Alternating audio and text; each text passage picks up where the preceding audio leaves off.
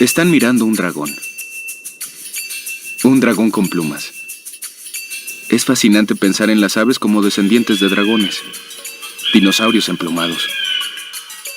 Entre los científicos, el eslabón ave dinosaurio es tema de un debate complejo, variado, polémico y lleno de sorpresas. Un investigador escribió en una publicación científica: el origen dinosauriano de las aves será la mayor vergüenza de la paleontología en el siglo XX. Mi nombre es Matt Lamana, y no me avergüenza decir que no estoy de acuerdo. Soy paleontólogo del Museo Carnegie de Historia Natural en Pittsburgh, Pensilvania. He estudiado dinosaurios en todo el mundo, de Argentina a Egipto, y estoy convencido de que las aves descienden de los dinosaurios. ¿Cómo evolucionaron las aves de criaturas dentadas, escamosas, de cola larga, en la diversidad de formas que vemos hoy? ¿Y por qué solamente ellas sobreviven cuando hace mucho tiempo que los dinosaurios se extinguieron? Estoy a punto de emprender un viaje con dos amigos y colegas paleontólogos, Yuhai Lu y Jerry Harris. Juntos iremos al otro lado del mundo, a un remoto desierto chino, en busca de pruebas para resolver un misterio de 65 millones de años. El enigma del origen de los dragones emplumados.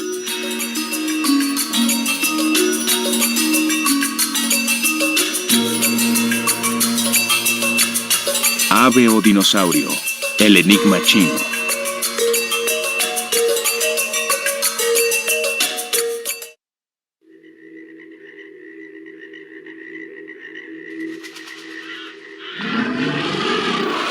Dinosaurios, una de las criaturas más fabulosas que han habitado el planeta. La gente ha estado excavando dinosaurios por siglos, mucho antes de que entendiera qué eran. En 1841, el zoólogo británico Richard Owen acuñó el término dinosauria, que significa lagarto terrible.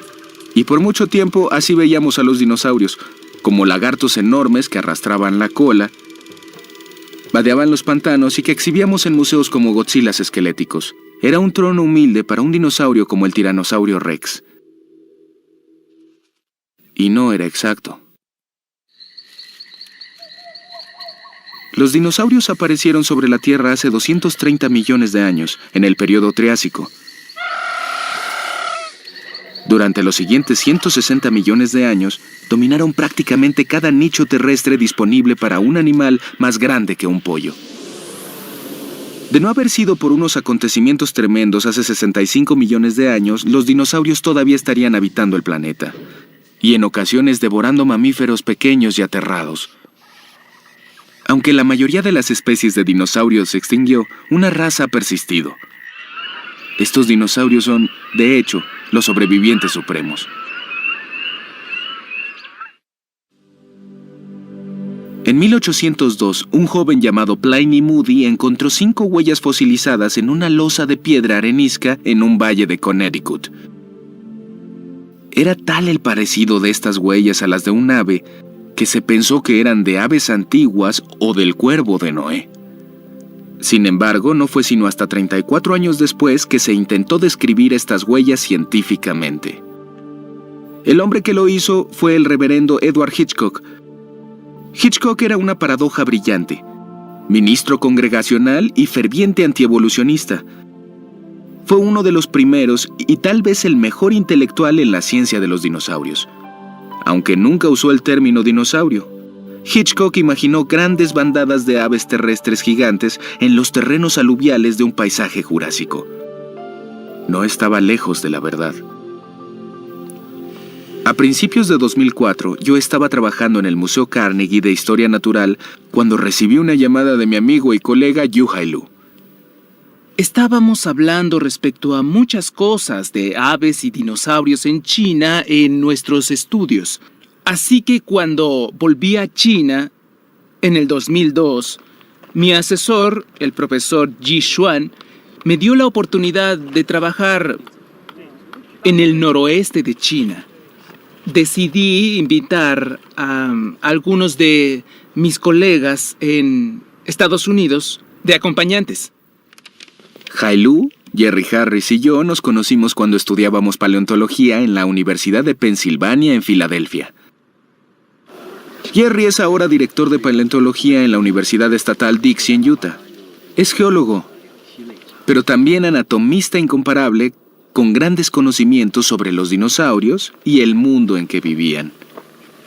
Hailu trabaja en la Academia China de Ciencias Geológicas en Beijing.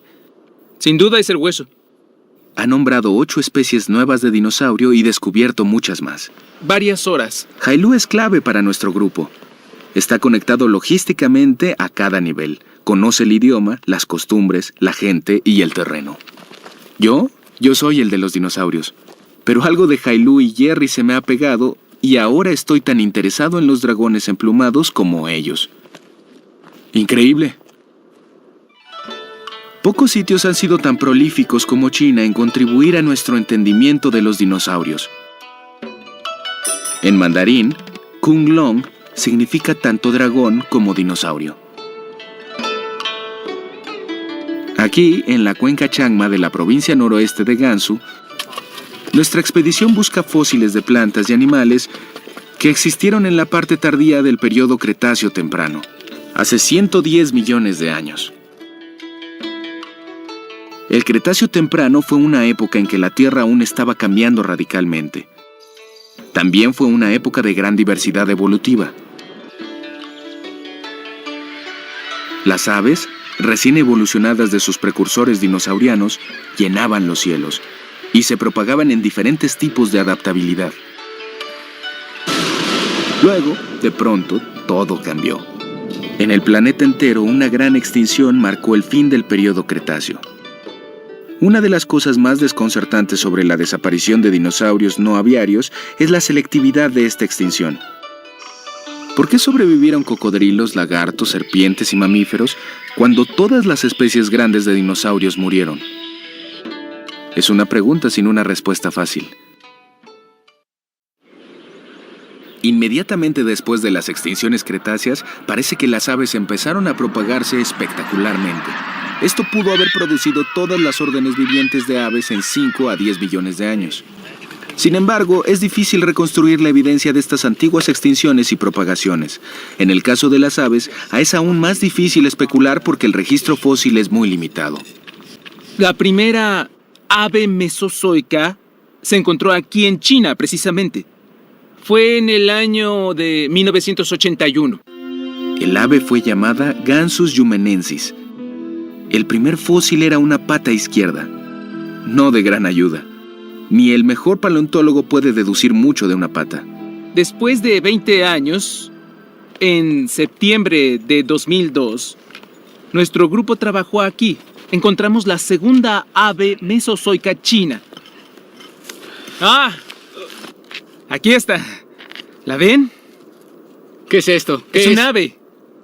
Es un ave. ¿Ven aquí? Es una garra. Gansus pertenece a un grupo de aves llamado Ornituromorphus, el grupo que dio origen a las aves modernas. Las aves Ornituromorphus eran solo una de las muchas familias de aves que coexistieron durante el Mesozoico. El grupo de aves terrestres dominante de la era fue Enantiornites, o aves opuestas. Se llaman así porque ciertos huesos de los hombros se conectan de forma opuesta a los de las aves modernas. Aún no se sabe por qué, pero sabemos que las aves opuestas y otras aves primitivas desaparecieron a finales de la era de los dinosaurios. Son ramas laterales en el árbol genealógico de las aves, fracasos evolutivos. Aunque primitiva comparada con las aves modernas, Gansus era muy avanzada para su época. Más que ninguna ave del Cretáceo temprano.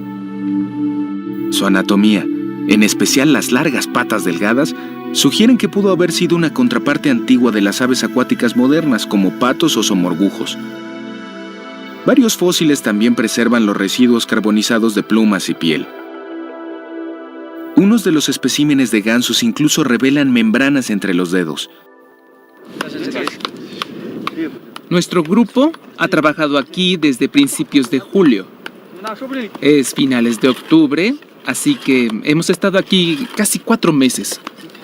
Normalmente no es fácil. Es muy difícil encontrar un fósil de ave. En los últimos 150 años se han encontrado menos de 10 especímenes de fósiles de aves mesozoicas, pero aquí, con el trabajo de unos meses, se han encontrado al menos 20 especímenes, la mayoría de aves. Es muy emocionante porque ha sido un gran hallazgo. La única parte de Gansus que no encontramos fue su cabeza, y en consecuencia aún no tenemos una idea completa de cómo era esta ave. Que nos lleva a una pregunta. ¿Qué es una ave? La mayoría de la gente definiría a las aves como animales que ponen huevos y hacen nidos, que tienen pico y plumas, habilidad para volar la mayoría y la rara costumbre de ensuciar el parabrisas después de haber lavado el automóvil. Esa es apenas la definición biológica, y omite mencionar que son de sangre caliente, huesos huecos, con vértebras de la cola fusionadas o que poseen cualquiera de la miriada de otras peculiaridades aviarias que hacen de cada una un ave singular. Hoy hay cerca de 10.000 especies de aves, más que cualquier otro grupo vertebrado viviente en el mundo. Las aves modernas, del grupo llamado Neornites, vienen de todas formas y tamaños. Entonces, ¿qué es un ave? La respuesta completa es compleja y consiste de un amplio conjunto de pruebas, cuyas partes evolutivas solo han sido recopiladas durante los últimos 150 años. En 1859, la primera edición de la obra pionera de Darwin, El origen de las especies, llegó a las librerías. Poco más de un año después, en 1861, se descubrió una importante prueba que apoyaba su teoría de la evolución en una cantera de piedra caliza en Solnhofen, Alemania. Les presento a Archaeopteryx, el ave más antigua de la era de los dinosaurios que se ha encontrado. Parecía un pequeño dinosaurio, pero tenía algo inconfundible: plumas. Tenía también dientes, garras, una cola larga y una variedad de otras similitudes reptilianas. Posiblemente el fósil más famoso jamás descubierto, Archaeopteryx hacía menos clara la diferencia entre aves y reptiles. ¿Pero era un verdadero eslabón perdido? En 1860, Thomas Henry Huxley defendió otra idea radical sobre la ascendencia de las aves. Examinando los fósiles de Archaeopteryx y de otro dinosaurio pequeño, Compsognathus, Huxley se impresionó con las semejanzas en su postura bípeda, andar erecto y articulaciones del talón. Como Compsognathus pertenecía a un grupo de dinosaurios carnívoro llamado terápodo, Huxley razonó que las aves y los terápodos debieron ser parientes cercanos. Pronto, la idea de que las aves descendían de los dinosaurios era promovida por otros paleontólogos prominentes, como Edward Drinker Cope y Othniel Charles Marsh. Mientras Cope declaraba que las huellas de ave en piedra de Hitchcock eran de dinosaurios, Marsh catalogó tantos parecidos óseos entre las aves y ciertos dinosaurios carnívoros pequeños que sugirió que la diferencia era principalmente las plumas. Luego, en 1926, un ilustrador y científico danés llamado Gerhard Heilmann invirtió el debate. Heilmann decía que las aves no podían descender de los dinosaurios, principalmente porque los dinosaurios no tenían clavículas. Las clavículas son precursoras evolutivas de la fúrcula o espoleta. Durante mucho tiempo se sabía que los únicos animales que tenían espoleta eran las aves. Desde entonces se han empezado a descubrir espoletas en muchos dinosaurios carnívoros. El tiranosaurio la tenía, el alosaurio la tenía, incluso los primeros dinosaurios carnívoros como el Celophysis también tenían espoleta. Irónicamente, Heilmann consideraba a los dinosaurios depredadores pequeños como los ancestros ideales de las aves, excepto por este detalle. Concluyó que los dinosaurios y las aves tenían un antepasado común mucho más antiguo, uno que no era ni dinosaurio ni ave. El estudio de Heilmann de las aves era tan preciso y sus puntos de vista tan persuasivos que se convirtió en el statu quo para las 4 décadas siguientes. Eso cambió en 1964 cuando un paleontólogo llamado John Ostrom y un grupo de la Universidad de Yale descubrieron una nueva clase de dinosaurio. El hallazgo era pequeño, como del tamaño de un avestruz, y como un avestruz, su esqueleto estaba diseñado para hacerlo rápido y ágil. Luego había una cosa en sus patas, cosa por la que Ostrom llamó a su dinosaurio Deinonychus, que significa garra terrible. Ostrom vio a Deinonychus como depredador activo, un dinosaurio que perseguía y mataba a otros dinosaurios.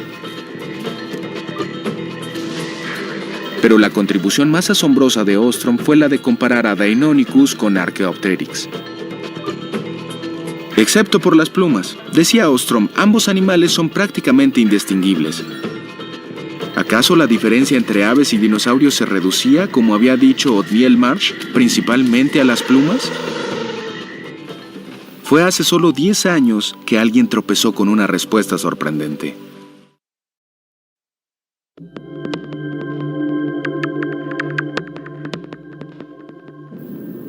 Es verano de 2005. Hailu, Jerry y yo estamos de regreso en China para reanudar la búsqueda de gansos. Pero antes de ir a Chiang Mai, Hailu nos lleva a dar un rodeo. La aldea de Shihetun está a 7 horas de Beijing, y la vida aquí transcurre más despacio que en la gran ciudad. Cuando el clima cambia, también cambian las carreteras. Conducir en China es un reto. Incluso con una escolta oficial, uno pronto aprende quién manda en la carretera.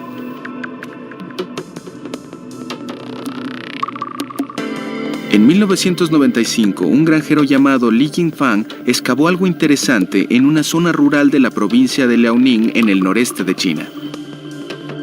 Aquí ya había encontrado fósiles similares, pero este era por mucho el más completo. Li no sabía lo que era, así que tomó el tren a Beijing y llevó una de las losas al Dr. Ye Qiang, de la Academia China de Ciencias Geológicas. El espécimen que tengo no es el primer espécimen, es el tercer espécimen. Un granjero local encontró el primero en 1995, pero lo donó al Instituto de Geología y Paleontología de Nanjing. Creyeron que era un terápodo pequeño, solo eso. Cuando estudió el fósil, el Dr. Yi observó una característica curiosa, una rara pelusa en el cuerpo, lo que ahora llamamos protoplumas. Todas las aves tienen plumas, pero el animal que Yi estaba mirando no era un ave. Le llamó Sinosauropteryx, que significa lagartija alada china. Fue el primer dinosaurio emplumado no aviario que se descubrió en China, o en cualquier otra parte del mundo. Solo que el mundo aún no lo sabía. Eso tomaría otro año, cuando otro científico del Instituto de Nanjing, el Dr. Chen Peiji, asistió a la reunión anual de la Sociedad de Paleontología de Vertebrados. Ahora, si hubiera asistido a la reunión de la Sociedad de Paleontología que se efectuó en Laramie, Wyoming, o en Bozeman, Montana, o en Norman, Oklahoma, no hubiera tenido el mismo impacto, pero la reunión de 1996 se realizó en el Museo de Historia Natural de Nueva York. Chen Peiji trajo fotografías del pequeño dinosaurio chino, con un flequillo de estructuras como plumas que corrían por su lomo. No trajo el fósil, solo las fotografías. No presentó una ponencia, solo se dedicó a mostrar a los científicos estas fotografías y el efecto fue electrizante. Pronto, Sinosauropteryx aparecía en los periódicos. Durante los años siguientes, el sitio de Liaoning probó ser un tesoro a medida que se hacían más descubrimientos. Entre ellos, Caudipteryx y Protarchaeopteryx, y Microraptor wiai, una extraña criatura con plumas largas en brazos y patas.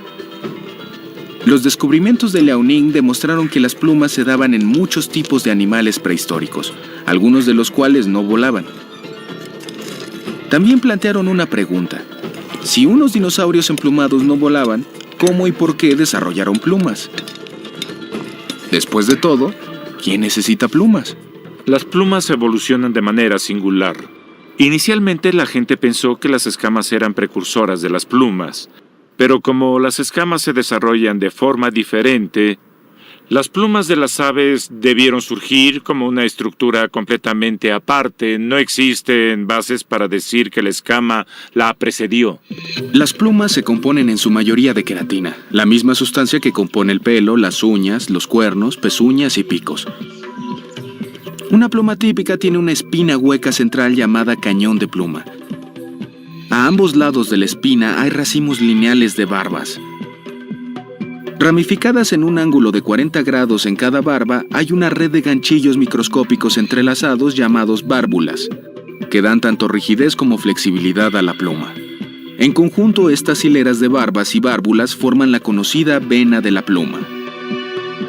Mientras que las aves despliegan diversos tipos adaptivos de plumas, como plumón y pelusa, son las plumas de contorno aerodinámico en sus alas y cola las que hacen posible que vuelen. Sin embargo, hasta las aves que no vuelan tienen plumas. Y las aves costeras y acuáticas parecen igualmente bien adaptadas tanto para la vida en el agua como en el aire. Todas las aves modernas son endotérmicas, tienen sangre caliente y sus plumas las protegen del medio ambiente. Las plumas también pudieron ayudar a los terápodos pequeños a conservar el calor del cuerpo, cosa que tal vez les dio una ventaja evolutiva. Hoy, los dinosaurios emplumados de la cantera de Liaoning son mundialmente famosos. Para preservar estos sitios, el gobierno está construyendo un museo aquí. Esperan que algún día sea una atracción turística.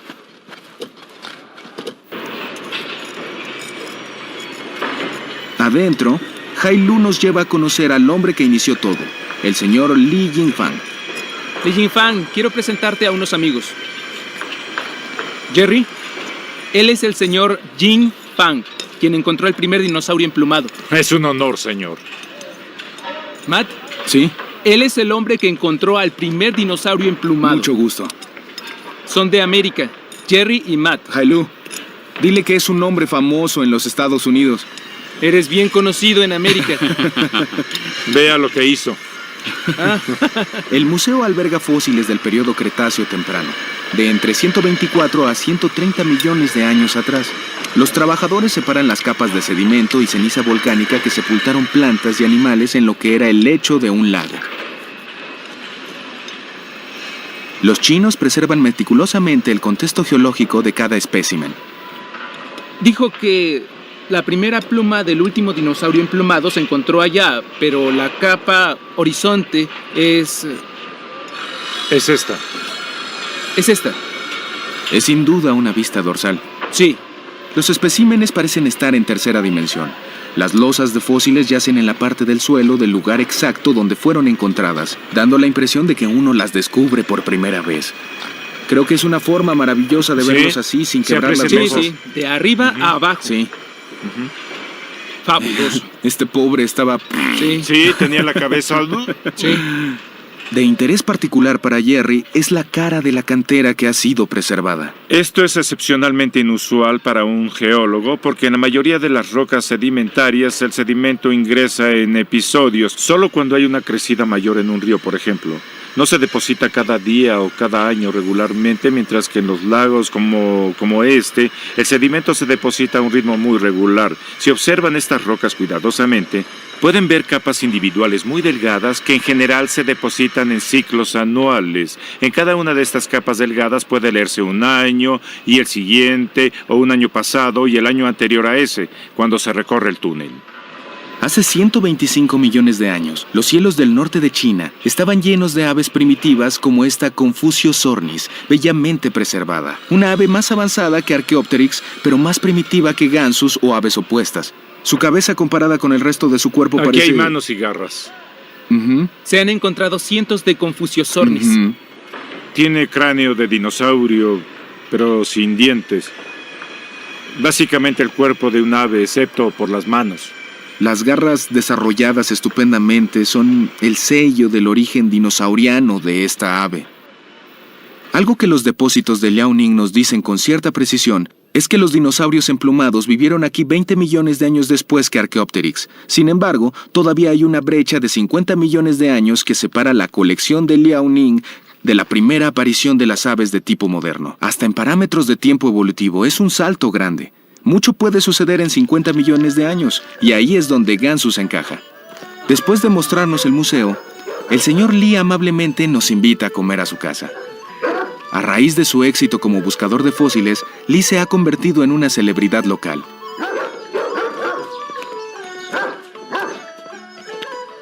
¿Perros guardianes, Ailu? Hay cosas que proteger aquí, ¿verdad? Sí. Aves. Sí. Muchas aves.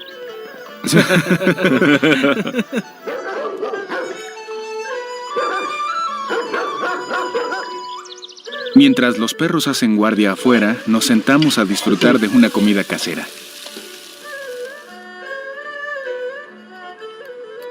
Heilu, diles que gracias por la comida y que está muy sabrosa. Excelente. Solo una fracción de los fósiles en Liaoning ha sido excavada por paleontólogos profesionales. Gracias. La mayoría ha sido encontrada por lugareños como el señor Lee. ¿Qué sintió cuando encontró lo que finalmente sería Sinosauropteryx?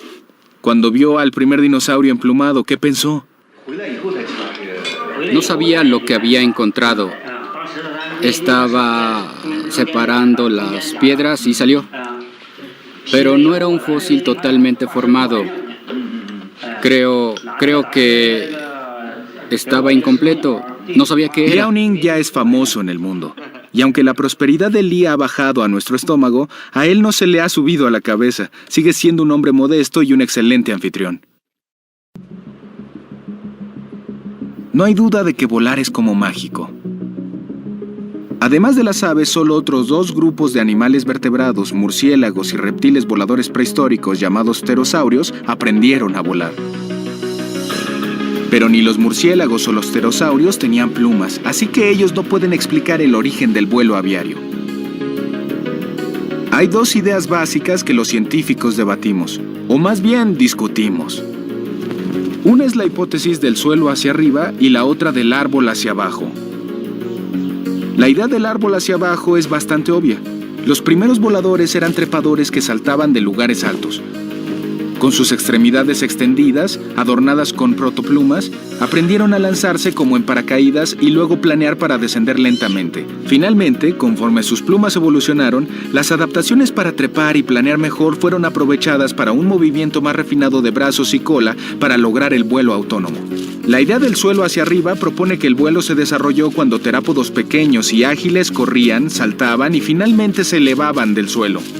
El aleteo de sus brazos emplumados pudo haberse originado como una extensión del movimiento de empuje del antebrazo que usaban para alcanzar y atrapar presas. Este movimiento estereotipado de extender, bajar y adelante y subir y atrás, esencialmente es la brazada de vuelo. Lo que permite a un ave aletear de esa forma es una adaptación obvia, además del vuelo. Muchos de los dinosaurios que se han encontrado en Liaoning, que se creen eran arbóreos, tenían la habilidad de extender sus brazos a los lados y en las manos tenían grandes garras. Las usaban posiblemente para sujetarse a los troncos. Así que no usaban sus patas y no tenían que aletear continuamente para permanecer ahí. Cualquiera que haya visto a una lagartija trepar un árbol se dará cuenta de que hace algo similar, y solo porque ahora no hay dinosaurios arbóreos no significa que en el pasado no hayan hecho lo mismo. Así que no creo que sea cosa del suelo hacia arriba o del árbol hacia abajo. Hay 2.000 kilómetros de Liaoning a Changma. Para llegar ahí, volamos a Dongguan en la provincia de Gansu. El nombre Dongguan significa prosperando o floreciendo. Es un oasis que yace en un importante cruce de caravanas antiguas conocido como la Ruta de la Seda. De varias maneras, las cosas no han cambiado mucho desde que Marco Polo pasó por aquí hace más de 700 años. El viento sopla del occidente, sube en espiral y corre a través de pasos orientales. Nos dirigimos a un desierto.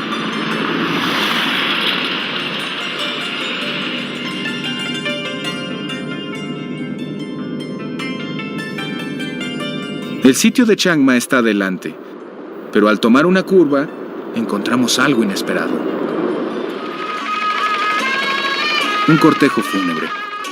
De pronto nos sentimos intrusos. Tal vez la misma lejanía de este paisaje, que nos permite hallar fósiles, también hace que la gente use esta zona como cementerio tranquilo. La cuenca de Chiang Mai yace a la sombra de las montañas nevadas de Kilian en la orilla del extremo norte de la planicie tibetana. Es un terreno accidentado con fallas que corren a través del valle.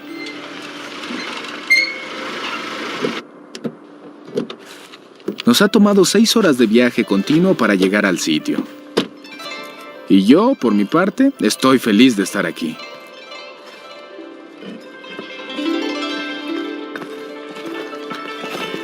Hola, hola. Trabajan mucho. Es asombrosa la cantidad de trabajo que se ha realizado en el sitio desde el año pasado. Es increíble. Ni siquiera era... Sí, era el solo año un pasado poco. era solo esta Sí, pequeña cantera. Sí. Y este es, no sé, 10 veces más grande. Al menos. Al menos 10 veces. Sí. Todo esto es nuevo. Sí, arriba de eso. ¿Ah, sí? Sí. ¿De ahí salieron las aves del año pasado? Sí. ¿De verdad? Sí.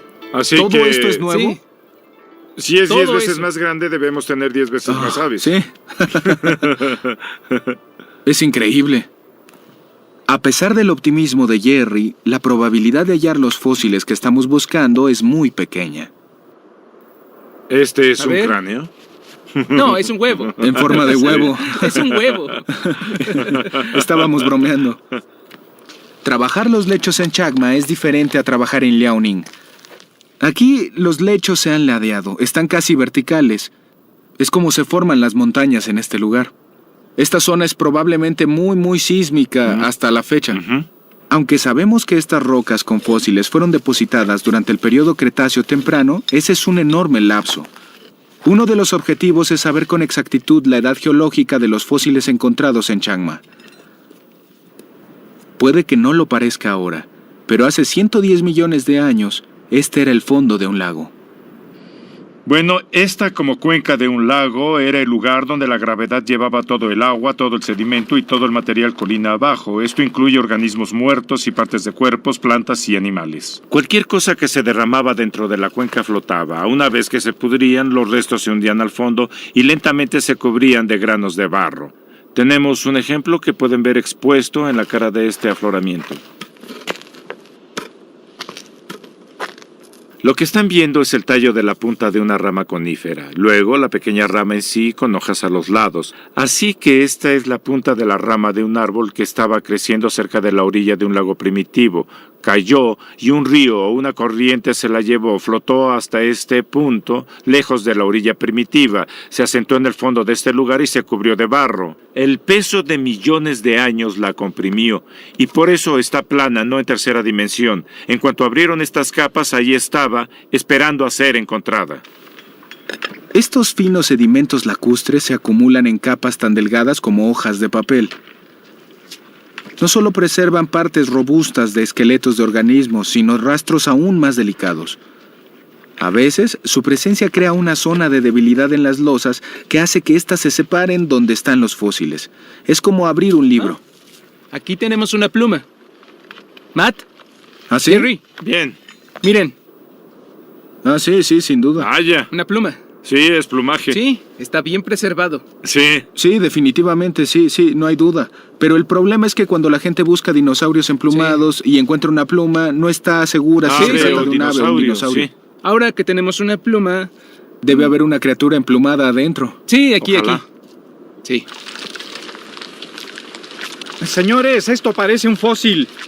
Uno de los trabajadores ha descubierto lo que parece ser la pata de un gansus. Esto es fantástico. Bueno, hace unos minutos le dije a Jerry y a Hailu que si encontrábamos un ave hoy me comería la pata de un pato. Creo que me la comeré. Tal vez. Hasta ahora, hemos descubierto una abundancia de fósiles espectaculares pertenecientes a una amplia diversidad de vida que existió aquí hace más de 100 millones de años, incluyendo insectos, crustáceos, peces, anfibios y dinosaurios. Y este es un insecto que Jerry encontró. Parece que ¿sí? está de ¿Qué será? cabeza.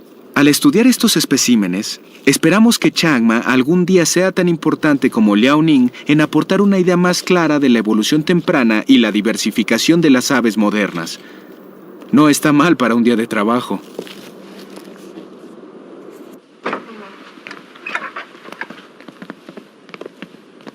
Tenemos suerte de que el sitio de Changma esté cerca de un pueblo. Hemos alquilado una granja donde guardamos los fósiles antes de enviarlos a Beijing. Después de un largo día de excavar, nos disponemos a descansar. Esto debe ser Descansen, divertido. Relájense. ¿Sí? ¿Una cerveza? Sí.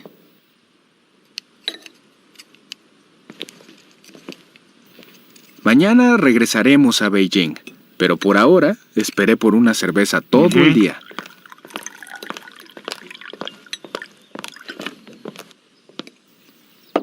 Arroz. Salud. Salud, salud. Sí, Salud. lo que él dijo. Sí. Por un gran día. Fue muy exitoso. Después de cenar, Lian sirve un postre especial. Algunos de los fósiles ¿Qué que se será este encontraron hueso? a principios de la temporada. Es un número. Mira estas plumas. ¡Oh, wow!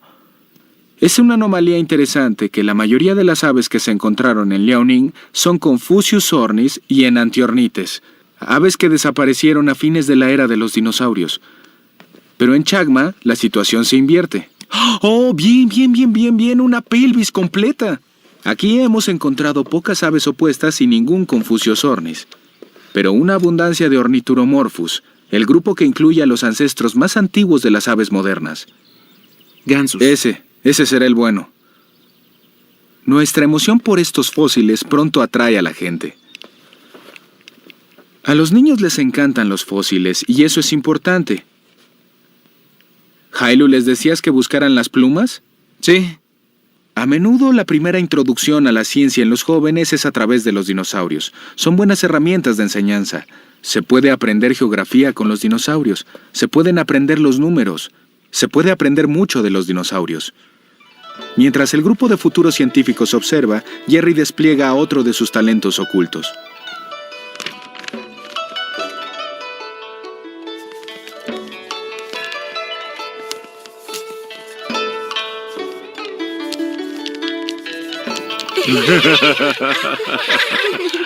La reacción de estos niños demuestra que también es posible aprender algo de un dragón de papel. Háganlo así.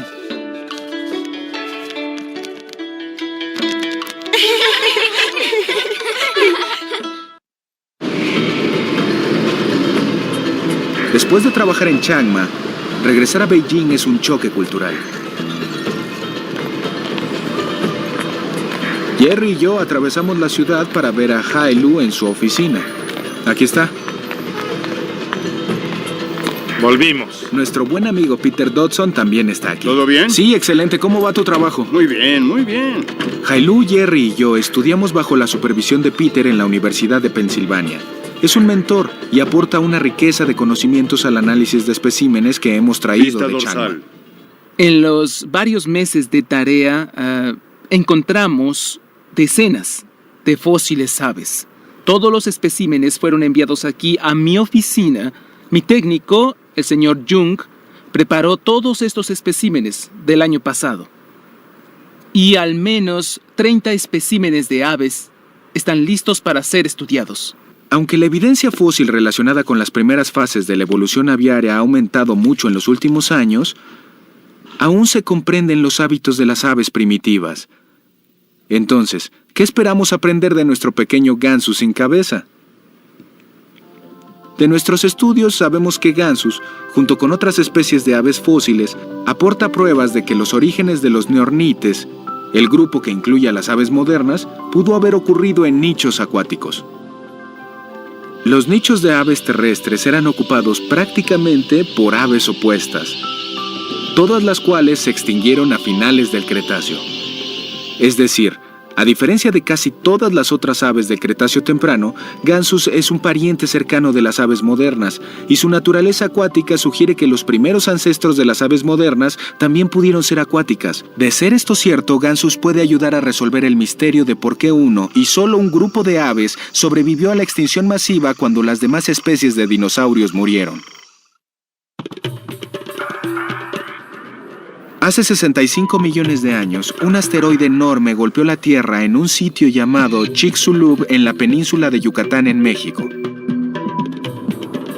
La energía generada por este impacto fue igual a 100 millones de megatones de TNT. 6 millones de veces más energética que la erupción volcánica del Monte Santa Elena en 1980. La teoría es que en la zona cero, miles de millones de seres vivos se evaporizaron cuando la onda térmica sobrecaliente irradió del sitio de impacto. Una bola de fuego incendió el planeta. Hasta la vida que estaba lejos de la incineración inicial pudo haberse asfixiado con los gases venenosos, quedado sepultada por los escombros o envuelta por enormes tsunamis. Las vastas nubes de polvo y ceniza que despedía el cráter circundó el globo, bloqueó la luz solar y oscureció la atmósfera al punto de que no se dio la fotosíntesis durante tal vez un año. El residuo de rocas pulverizadas por la explosión mezclada con agua de la atmósfera produjo ácido sulfúrico, que más tarde cayó sobre la Tierra como lluvia ácida. Esto causó defoliación en la Tierra y diezmó la vegetación acuática en lagos y mares poco profundos. Este cataclismo dañó la cadena alimentaria y provocó que especies enteras murieran de hambre. Es posible que las especies acuáticas o semiacuáticas estuvieran mejor protegidas de los efectos de la onda de calor y sus repercusiones. Si miembros primitivos de los nornites eran acuáticos, ¿cómo sugiere su registro fósil? Entonces su naturaleza acuática pudo haberles permitido sobrevivir a la extinción, mientras que otras aves más terrestres sucumbieron. Pudo haber sido el agua, o la adaptación a ella, lo que salvó a estos dinosaurios de perecer. Por desgracia para mí, ha llegado la hora de comerme una pata de pato. Hailu nos lleva a uno de sus restaurantes favoritos. Ah, aquí sirven pato Pekín. ¡Caramba! ¡Excelente! ¿Ven los Les cortaron patos? las patas. Si no tienen patas, ¿no tengo que comerlas? Podríamos probar en otro restaurante. Sí, mejor no. Pruébalas, no sabes. Podríamos ir a Mapatos por el postre. Nos darán bien de Acabemos con comer. esto de una vez. Entremos. Bueno. Se ha necesitado mucho apoyo para trabajar en Chiang Mai. Y me agrada que el Dr. Seshi Lu y Alan Tabrum estén aquí para celebrar. Tuve estos bárbaros. Lu es mi jefe en el Museo Carnegie y uno de los más talentosos paleontólogos del mundo. Alan es preparador científico en el museo y un excelente paleontólogo por derecho propio. Mis amigos entienden mi nerviosismo. Para calmarme, hablan de nombrar dinosaurios. Siempre he pensado que el mejor de los nombres es Tiranosaurio Rex. Sin duda. Es un nombre muy evocativo. ¿Y el nombre de tu dinosaurio? Sí, nombré a un saurópodo Suguacea, que viene de raíces americanas nativas. Su y guasa, que juntas significan trueno antiguo. El nombre de mi dinosaurio favorito es, y Peter debe saberlo, es Lailas Aqualungous, tempestad garras de águila. Sobre todo cuando era más joven y escuchaba mucho heavy metal. Era la clase de nombre que siempre quise producir. ¿Cuál es tu Sacrificar mis menos papilas favorito? gustativas es un pequeño precio que pagar por la pata de gansos y la riqueza de otros especímenes que encontramos en nuestras expediciones en Chiang Mai. Cómete todo. Te Rico, arrepentirás. delicioso. Está Sí, delicioso. No está mal. Siento que tendré una resaca de comida mañana. Tomaré hueso pulverizado de dragón para curarme. Los huesos y los dientes de dragón son ingredientes tradicionales de la medicina china. Los usan para restaurar el equilibrio interno del yin y el yang. Quizá los pruebe, si sobrevivo. Supervivencia y adaptación pueden ser dos de las lecciones más importantes que he aprendido como paleontólogo. El descubrimiento de que las aves son una especie de dinosaurio ha revolucionado nuestra idea de lo que es un reptil y lo que es un dinosaurio. Nos ha forzado a reevaluar nuestro vocabulario y cambiar o adaptar nuestra forma de pensar de lo que representan esas palabras. La evidencia de Chiang Mai nos ha ayudado a afinar nuestra percepción de cómo los ancestros de las aves modernas sobrevivieron en un mundo que una vez estuvo atestado de otras aves ahora extintas. Sin duda competían por algunos de los mismos recursos. Irónicamente, los nichos ecológicos a los que Gansus tal vez fue relegado pudieron haber ayudado a sus descendientes a sobrevivir a la extinción cuando todos los otros dinosaurios que no pudieron adaptarse cesaron de existir. También es una lección de humildad pensar que Hailu, Jerry y yo estamos siguiendo los pasos de Huxley, Heilman, Ostrom, Yi Kuang y Li Jingfang. Si podemos adaptarnos y sobrevivir como científicos y como seres humanos, ¿quién sabe qué lecciones y secretos Changma aún tiene por revelar?